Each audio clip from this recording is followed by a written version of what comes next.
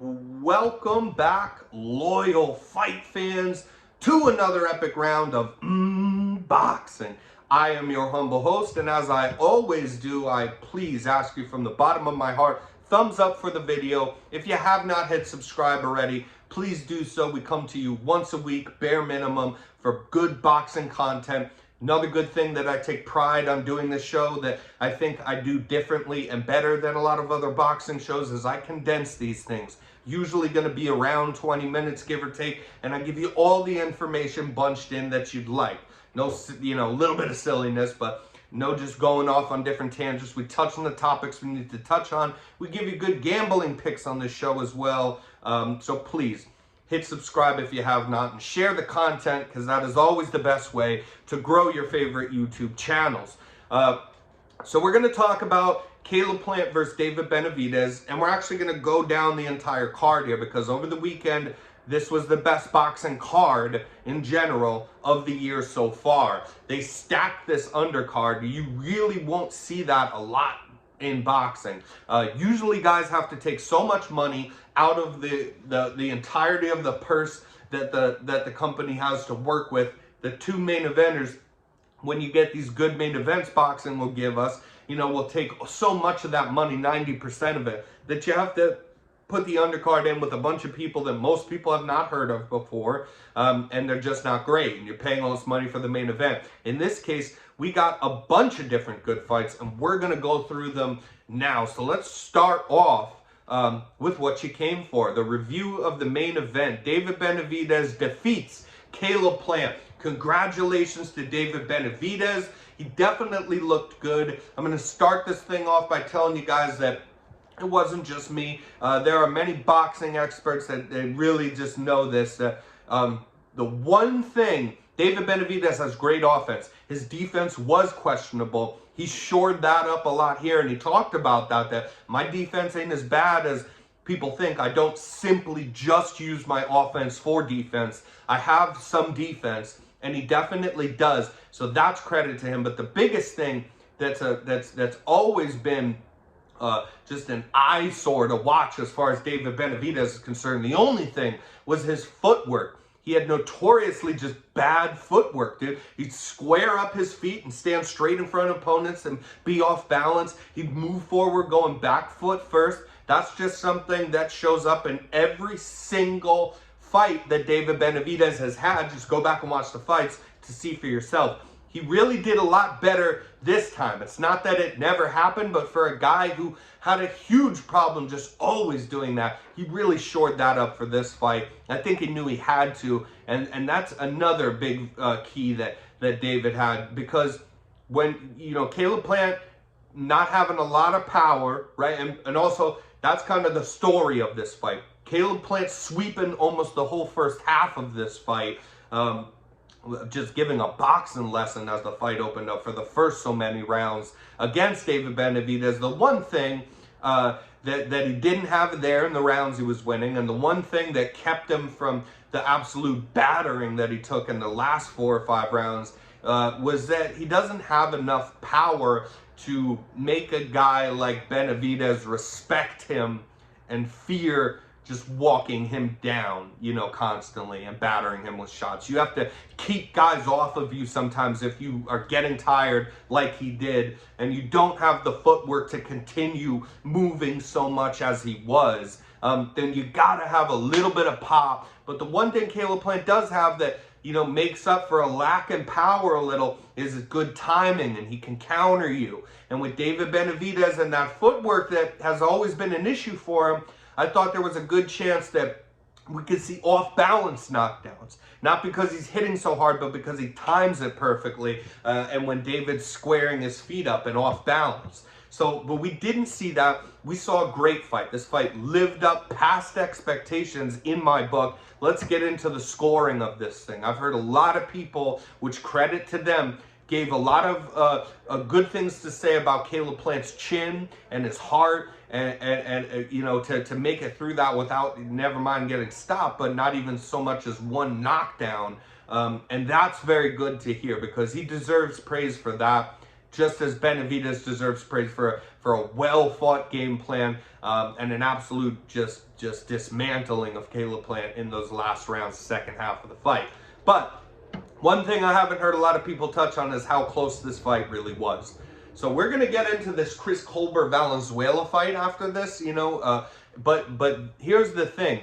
It's the same thing as I'm going to talk about in a minute with this fight. You guys need to understand that if the fight goes the distance and you can't stop the guy, boxing is scored round by round. And this is crazy because you guys know this, but yet can still have these arguments about how, well, but he got dropped. Oh, well, look at the beating he took in these rounds right here. It doesn't matter. Those crazy rounds where he's wailing on Caleb Plant at the end, Caleb Plant can't even barely throw offense back and his face is battered and they're just completely dominant. They went without a knockdown. They're still 10-9 rounds and not 10-8 rounds. So that any of those last 4 or 5 rounds that David Benavidez was just hauling off on Caleb Plant and it pleased your eyes as a fan, you have to remember that he only gets the credit for winning each one of those rounds, the same as the more boring to your boxing fan eyes, outboxing of Benavidez, that the rounds that Plant won, that you didn't like as much maybe, but they are 1 rounds all the same. So I gave the first 5 rounds to Caleb Plant. I really did. I thought he swept this thing 5-0 to start this fight off. It was putting on a bit of a boxing masterclass. That really isn't debated much. People are giving credit for there, but they say there's these close rounds. I only see, out of those first half of the fight, I only see round 3 being close. But even in that round, right, I give it to Caleb Plant because that was the one early round where Benavidez caught him and wobbled him a little bit, right, with the best shot of the round. So I'm not mad at you if you go Benavidez in round 3, but that's the best shot within the round. But that was, that and a little follow-up. Let's say it's 15 seconds. Let's say it's 30 seconds, which it was not. The other 2.5 minutes of that fight, there was a lot better work being done by Caleb Plant, clearly. So it just is a preference thing at that point. But I gave the first 5 rounds to Caleb Plant. Had an argument with my buddy that we watched the fight with live. I have to eat a little bit of crow, but not too much because we were both a little wrong. He said that the absolute tide turning started in round 6. I said, no, it was round 8. He said, go back and watch it. It's round 6. And I said, I will. I always do go back and watch these to do this show. But I was wrong that David Benavidez did win round 6. However, this is important. That's not the tide turning part of the fight that I had remembered, and now I see what happened. I just missed that, yeah, Benavidez deserved to win that round 6, but round 7 was like round 3. Round 7 was close, where we have better work being done throughout by Caleb Plant. Round 7 is another round where Plant got wobbled, rocked a little bit, but also one of those stab jabs he was doing so well to David Benavidez's body, leaning in and stab jab to his body, set Benavidez fumbling back, equally as good a shot as the headshot that he took in that round. And then who did the better work if it's 1-1 for wobbles, kind of is Plant in my book. So I gave Plant round 7.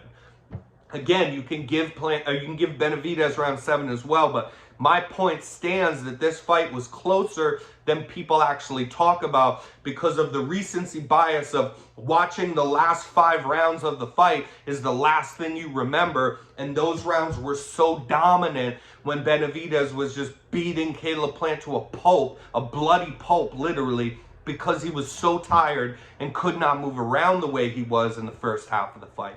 So first 5 for Caleb Plant. Round 6 I give to Benavidez. That's 5-1. Round 7 I give to Plant.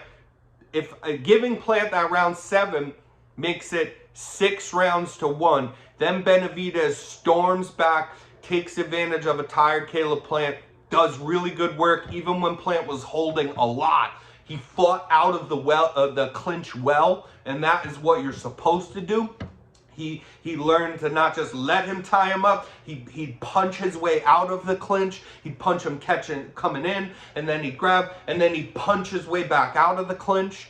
A lot of complaining about the referee, you know, not breaking up the clinch, but the clinch actually was a detriment to Caleb Plant in this fight, because Benavidez made him pay for that. And when both one arms of each opponent were tied up, Benavidez was the one punching his way out of that clinch every time. So it actually ended up being a detriment to Caleb Plant, but a survival tactic nonetheless. And so I had this fight a draw. I had it a draw because you don't have knockdowns in those late rounds, so they're 10-9 rounds for Benavidez nonetheless, just like the first 5 were 10-9 rounds for Caleb Plant, even if you didn't like them as much. That just doesn't matter when we're scoring boxing, honestly. So, yeah, I had this fight 6-6, but I will say I'm not at all mad at the decision because, first off, there's a rule that you can't ever be that mad about a one-round difference.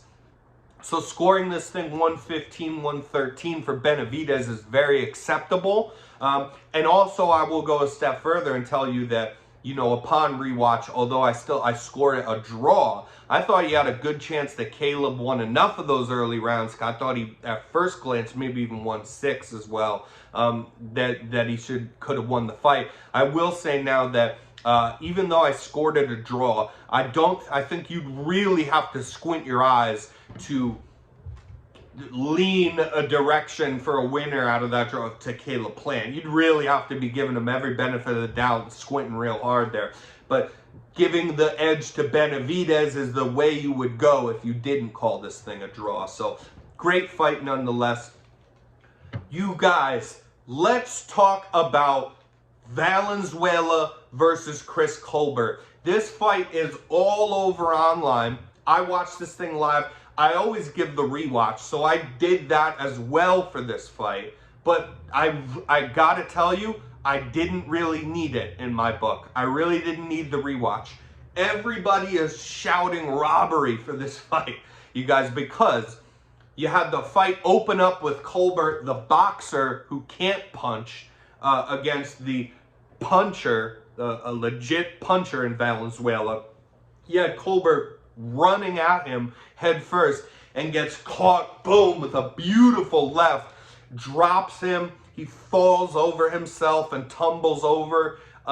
Just eye-catching stuff. It is a 10-8 round. He gets up from that and then gets rocked a couple times more.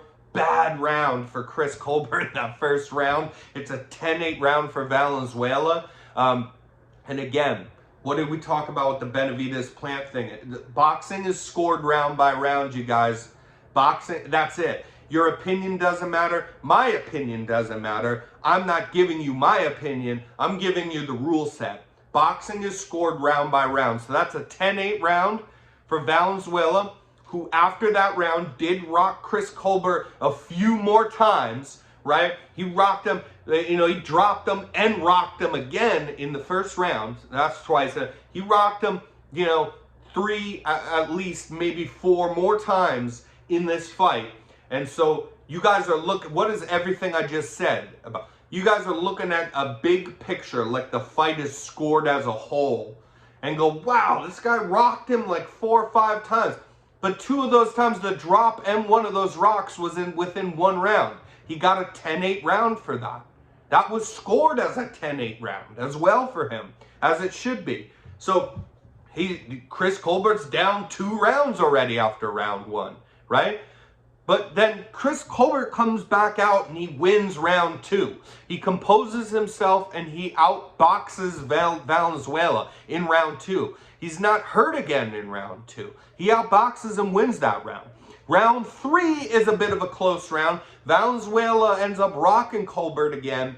So I gave that round to Valenzuela. But close enough, dude, in that round as well, to be honest with you. But I gave that to Valenzuela. So now we have 3 rounds to Valenzuela to Chris Colbert's 1 round. Okay? Round 4, definitely a Chris Colbert round. Round 5, that's a Chris Colbert round, dude. So now we are equal. We have the fight scored 3 rounds to 3 rounds, even though we're just in the 5th because of the 10-8 round. Are you with me here? Okay? And then round 6 I gave to Valenzuela. He rocks him again, right? In round 6. Round 7, I gave that to Chris Colbert. Round 7 is pretty handedly a Chris Colbert round. So we're still equal. 4 rounds to 4 rounds. Round 8, Valenzuela had a good round finally again. I mean, finally rocking him again. This was all early, and then now we have another time he's rocking him 1-2 times and has a good round 8. So he wins round 8. Chris Colbert wins round 9. And then round 10, Chris Colbert outboxes him thoroughly again for 2.5 minutes out of 3 minutes, and then gets slightly wobbled, not bad, and he has to shell up on the ropes, and that's how the round ends. And I'm going to tell you guys, there is no justification for giving that last round to Valenzuela. There just isn't. That's Chris Colbert's round as well. 6-5 in a 10-round fight because of the 10-8 round. 6-5 for Chris Colbert. That decision is a fair decision. Boxing is scored round by round. Valenzuela was a guy to me that opened up the best way that he could, with the help of Chris Colbert, honestly, just running face first into him with his guard down, but it's swinging. But he opened that fight up great with a 10-8 round. He immediately let it go. Immediately let Colbert back into the fight in round 2. This is the fight I saw twice over. And then, round 3, was that the one I gave? Yeah, again, to Valenzuela. Close enough round. Valenzuela would hurt Chris Colbert in this fight in the rounds that he did, short of round 1, which is 1 fucking round, you guys. Short of that, he had about 2 other rounds where he hurt Chris Colbert, but some of them were a couple times in 1 round with no other knockdowns. It's just a 10-9 round again for him. So, and when he'd hurt Chris Colbert and back him into a corner, I saw this not once but twice, and back Chris Colbert into a corner, wail on him for a second with Chris Colbert's hurt and can't throw anything back, and he's a young, inexperienced still fighter, Valenzuela is. So he, on his own, without Chris Colbert throwing back at him, he'd back his feet up, he'd back up and give him space to get out of the corner. And I don't know if that's because Valenzuela was tired from unloading these combinations on him. I don't know. Or if it's just complete mind-blowing inexperience that you don't let your opponent off the hook. Valenzuela is a guy that started super strong and could not stay consistent through this fight. And then he had a couple other moments of hurting Chris Colbert, and he would literally, instead of trying to put him away desperately, he would actually do the opposite. He wouldn't not be able to put him away. He'd stop trying to continue the assault on his opponent when he's hurt. He would literally stop trying, back away from the corner, and let Chris Colbert get out of the corner. That's the fight I watched, and it's very frustrating to see all this stuff. We got CopyBox right here. I saw a video. CopyBox proves the fight was a robbery because you looked at total fucking strikes. Again, boxing is scored round by round, dude. Round by round. 10-8 round, 21 strikes to 11 for Valenzuela, to 11 of Chris Colbert. Yeah, that's why. Now round 2, 12 out of 60 strikes and only 9 out of 56 for Valenzuela. That's a Chris Colbert round. Didn't rock him again in round 2. Just let him off the hook. Didn't finish up. Thought, now I'll stand outside and box on the outside with a better boxer. Round 3, very close round. Again, because of the rock, and I marked it as a close round. 15 strikes for Chris Colbert out of 61. 16 strikes out of 61 for Valenzuela. Could have gone either way. I even gave Valenzuela the benefit of the doubt in that round. And then round 4. This wasn't a close fight. 14 strikes for Colbert versus Valenzuela's 15 strikes. And remember, when you guys say, he was rocking him. I told you what happened. He dropped him in this first round. Then he rocked him again in that first round. That's only one round. Didn't for round 2. Didn't for round 3. Or round 3 did a little bit, but that wasn't much. Round 4, that's a Chris Colbert round right there. And then round 5, Chris Colbert round. Round 6 was the other round where Valenzuela rocked him. Doubled the output finally. 23 out of 78 to Colbert's 10 of 41. And that was the next time that he'd rocked him, man. That's the next time. He let 3 rounds go already. Already let 3 rounds go. Let's give you the total strikes for the last round. Because boxing is scored round by round. You don't look at the total strikes of an overall fight and decide who should have won. It's scored round by round, right? So in the last round, 13 strikes of 57 for Chris Colbert. Only 11 out of 61 for Valenzuela. That's a 22.8 connect advantage over 18% over 18% for Chris Colbert. You do not score that final round for Valenzuela. You don't score that because of the least of all the rocks that he got in this fight, being in the 10th round, barely wobbled, like he just caught him with a good shot and wobbled him back like he had before, and then he had to shell up on the ropes. He spent 2.5 out of 3 minutes putting on a boxing lesson on this kid, and the frustrating part is that this is all Valenzuela's fault. It's all his own fault. Why didn't you follow up on him after the multiple different times you rocked him? You didn't follow up. You even so much as let him get the hell out of the corner. You even backed yourself up without punches being thrown at you. Backed your own feet up. All right, now come on out of the corner. I gave you a 3-punch combo after I rocked you. Now go ahead and get back on your bicycle, you better boxer with better footwork. And then half of this fucking fight was spent. Every time that Valenzuela came in to throw on Chris Colbert, he caught him. And a lot of those times rocked him. Every time he tried it, it worked. When he was the bully and said, I'm taking this guy's best shots, I do not have to respect his punching power. I'm the big puncher. I'm hurting him all over the place. And he constantly, it would work if he simply tried to go in, whether he's leaping in, whether he works his way in. Every time you put Chris Colbert on the back foot and let his hands go, he hurt him and he did well. But do you know how many times he tried that? He tried it about 5 times throughout the entirety of the fight. And then short of that, after he'd have success, he'd go, because I'm being the bully, he's shelling up, he's hurt, let me step back, and now let's box from boxing range on the outside with a better boxer. I don't know what his game plan was, and it frustrates me that this is all over online. Chris Colbert deserves to win that fight 6 rounds to 5 because of the 10-8 round in a 10-round fight, you guys, okay? That's just that. And now, for a moment, let's talk about the other fights on this card, as I just got real worked up on that. Sometimes I gotta give you guys, like, these are opinions. We can have our own opinions.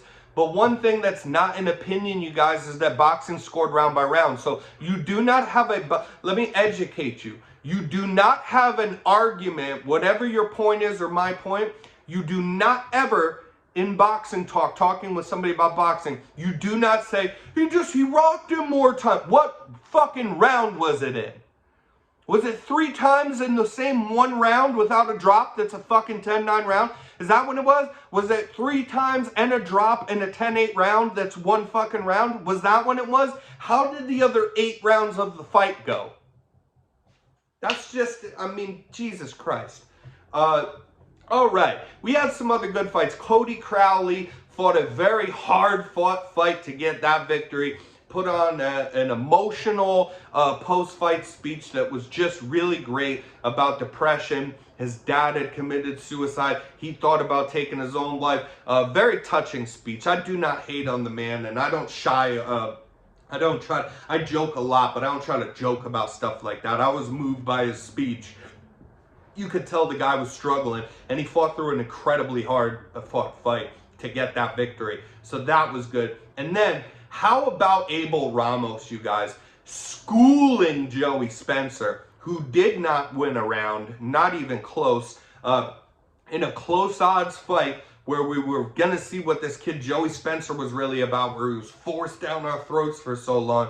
He schooled Joey Spencer. Abel Ramos looked real good, and I cannot wait to see that guy back. That was the performance of the night.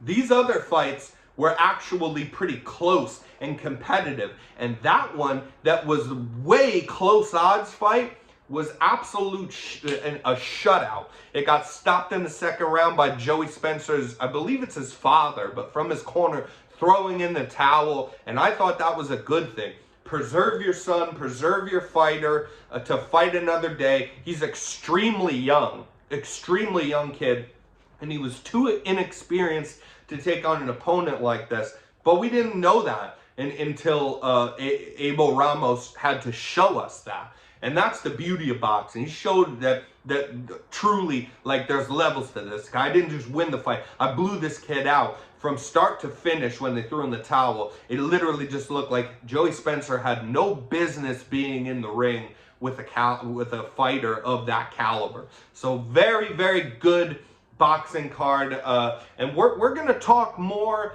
on maybe another little short episode about the Canelo implications, but everybody wants to see David Benavidez fighting Canelo. Well, we're going to touch on that a little more. I'm going to put that as a separate episode later on this week, so go check that out. And as always, I went on a rant there, but I appreciate you guys watching this channel. I really just care about trying to, like, know when I have my own opinions, and also just know that, like, it's not an opinion how you score boxing. You score it round by round. You do not score the fight as a whole.